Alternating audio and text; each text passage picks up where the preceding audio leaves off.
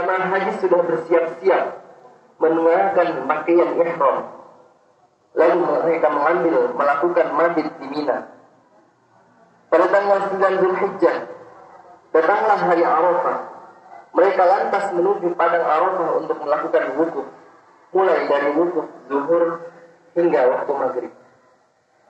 Lantas mereka beranjak menuju Musdalifah untuk mabit di sana hingga waktu subuh. Setelah salat subuh di Musdalifah di tanggal 10 tersebut, para jamaah haji berangkat menuju pelemparan jumrah untuk melempar jumrah Aqabah dengan 7 batu sambil mengucapkan Allahu Akbar saat melempar.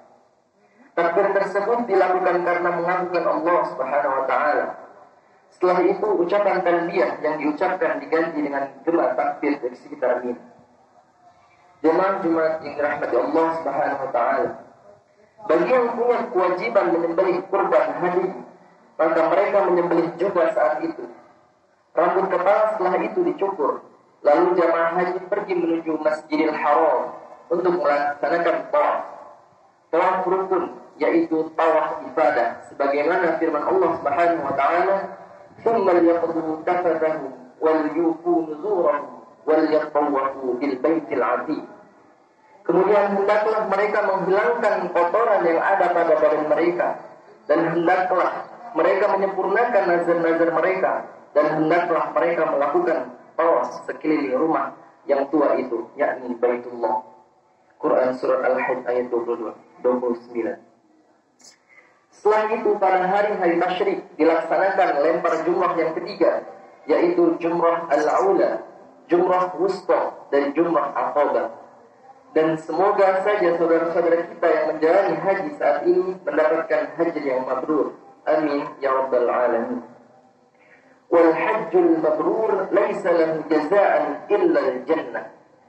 Dan haji mabrur tidak ada balasan yang pantas baginya selain surga. Hadis riwayat Bukhari dan Muslim. Jemaah salat Jumat rahimatullah. Ibadah yang besar yang kedua adalah ibadah kurban, di mana Allah Subhanahu wa taala memerintahkan fasholli li rabbika wanhar, maka dirikanlah salat dan berkurbanlah. Jemaah salat Jumat rahimatullah, ibadah kurban ini adalah ibadah yang dihukumi sunnah berdasarkan hadis, "Idza dakhalatil 'ashru wa arada ahadukum an yudhhi fala yamassa min sya'rihi wa basharihi syai'an." Jikalau masuk 10 hari pertama dari bulan Zulhijjah dan salah seorang di antara kalian berkeinginan untuk berkurban, maka janganlah ia menyentuh atau memotong rambut kepala dan rambut badannya sedikit pun. Hadis riwayat Muslim. Hewan yang dipilih ketika kurban adalah hewan yang sempurna. Ini menunjukkan bahwa yang diinginkan adalah ketakwaan. Seperti firman Allah Subhanahu wa taala, "La yanalullaha luhumuha wa la dima'uha, walakin yanaluhu at-taqwa minkum." Tidaklah daging-daging dan darah-darahnya itu tidak dapat mencapai keridhaan Allah, akan tetapi ketakwaannya dari kamulah yang dapat mencapai. Quran Surat Al-Hajj ayat 37. Ibadah kurban ini ada saat haji dan juga dilaksanakan bagi orang yang tidak melaksanakan ibadah haji. Ketika pemilihan hewan kurban, dihindari hewan yang memiliki cacat yang membuat kurban tidak sah, yaitu buta sebelah, pincang yang jelas pincangnya, sakit yang jelas sakitnya, dan hewan yang tidak memiliki sumsum tulang, atau karena terlalu tua atau sangat kurus. Begitu pula dihindari hewan yang makruh. Hewan yang makruh dijadikan kurban, seperti hewan yang telinganya sobek, berlubang atau terpotong, hewan yang ekornya terputus sebagiannya atau seluruhnya, hewan yang tanduknya patah ataupun retak. Ibadah kurban ini dilakukan setelah salat Idul Adha hingga hari Tasyrik, sebagaimana pendapat jumhur para ulama.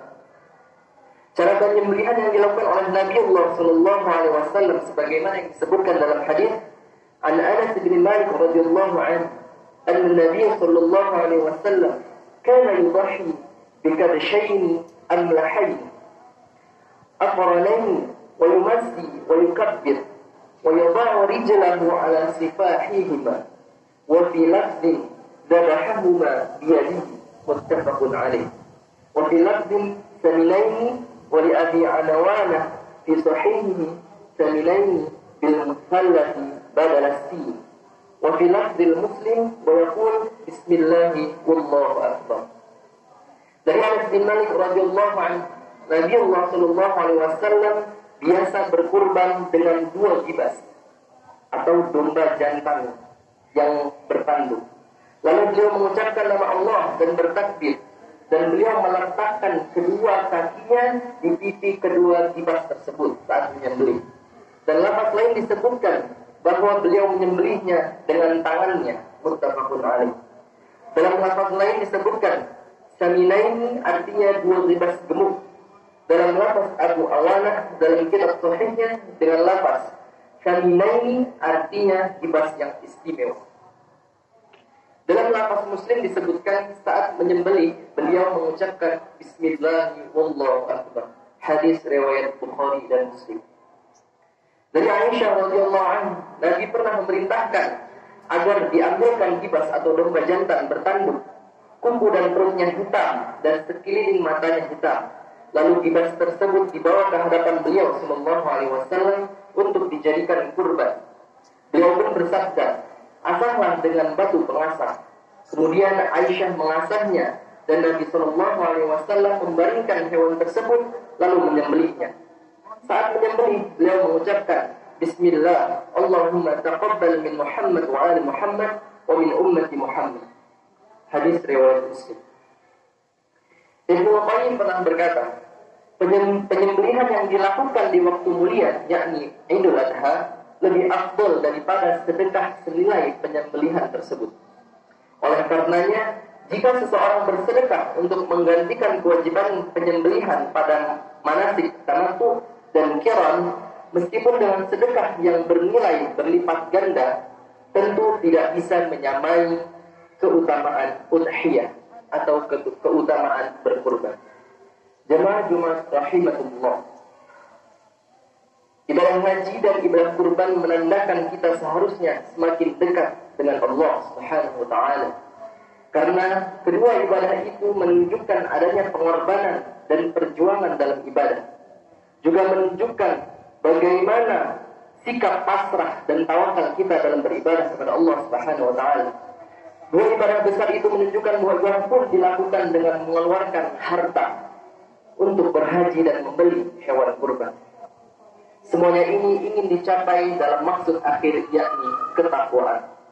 Semoga kita termasuk hamba-hamba Allah yang dipilih oleh Allah Subhanahu wa taala untuk dapat melaksanakan kedua ibadah tersebut, yakni ibadah haji dan ibadah kurban. Amin ya rabbal alamin.